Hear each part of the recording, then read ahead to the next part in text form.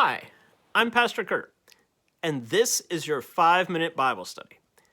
Today, we're going to be looking at Mark chapter 5, verses 21 through 43. Now, this section of the Gospel of Mark is really interesting because we get two stories in one. It begins when this synagogue leader named Jairus comes up to Jesus and asks him to come to his house to heal his daughter who's sick. Jesus goes, right? We've heard about him healing people before, so he goes with Jairus. But on the way, we get another healing story. This woman kind of sneaks in through the crowd and touches the hem of Jesus's garment. Now, why does she do this? Because she's been bleeding for 12 years. And she thinks that if she just touches Jesus's clothes, that will be enough to heal her. Well, she's right. Her bleeding stops, she's healed. Jesus recognizes her, talks to her, says, "Your faith has made you well." Then we can imagine Jairus is kind of standing there twiddling his thumbs thinking, my daughter is really, really close to death. Come on, Jesus, let's wrap it up. Let's get to my house. Well, after Jesus deals with this woman, he continues on his way to Jairus' house, and they get word that the daughter has died. Jesus, though, continues to the house, tells people she's not dead, she's sleeping. Jesus is smart enough to know she's dead, but notice what happens next. He goes in and he raises the girl to life. It's like he wakes her up. Now, there's a lot of really good stuff happening in this section with these two stories in one. A couple things we need to notice here is why we get basically two stories for the price of one.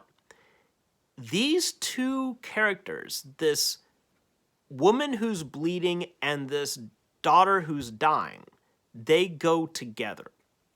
And there's a couple of clues in the text that let us know this. First, after the woman who's bleeding touches Jesus and Jesus talks to her, he calls her daughter.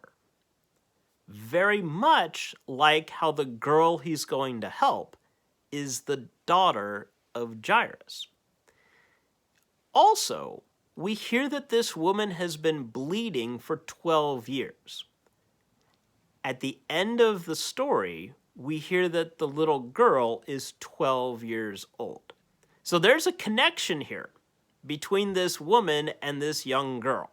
We are meant to hear both of these stories at the same time. Also, let's not forget about Jairus. He was an important man in the community. He was a synagogue leader. He was a Pharisee. Well, by the fact that he comes up to Jesus and asks Jesus for help, he is admitting that Jesus is more powerful than he is. He might have a lot of power and a good reputation in the community, but he knows that even Jesus is more important than he is. And he knows that when his kid is sick, all of his authority and status and recognition that he gets for his job, all that goes out the window because now he's more focused on being a dad. Maybe you know that. Maybe you have power and authority at your work, but if something happens to your kid, you're going to drop all that and go help your kid, right? This is what happens with Jairus. He kneels before Jesus. He doesn't care what it looks like to other people. All he cares about is Jesus helping his kid, which Jesus does. Then with this woman who sneaks into the crowd, she's been bleeding for 12 years, hemorrhaging, sometimes it's called. We might think of it also as like an uncontrollable menstrual flow. This woman would have been considered ritually unclean. Nobody would have wanted to touch her. So by the very fact that she's kind of sneaking her way through the crowd, she probably touched a few people along the way unintentionally, and they touched her. but in a sense, she doesn't care because she's focused on Jesus. And she thinks, all I have to do is just touch his garments and I'll be healed. Which, of course, is true. Maybe, as we look at this story, maybe you see yourself as this woman. This woman who has tried doctors and tried all kinds of other options. She's got this chronic health condition and it seems like nothing is working for her. But she knows that she can still trust Jesus. Maybe that's where you are. Maybe you feel like you are barely hanging on by a thread in life. But if you look at that thread is on the edge of his garment.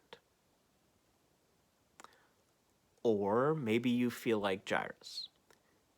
Maybe you feel like you have this overwhelming problem in life and you don't know how to handle it. Jesus is there with you. Jesus comes to you. Jesus is stronger than your problem. Or maybe you feel like the girl, the one who's dead. Maybe you feel like you have no life left inside you. Jesus comes to you and he raises you to new life. There's your 5-minute Bible study for the day. Please remember to like, comment, share, and subscribe, and I'll see you next time. Thanks.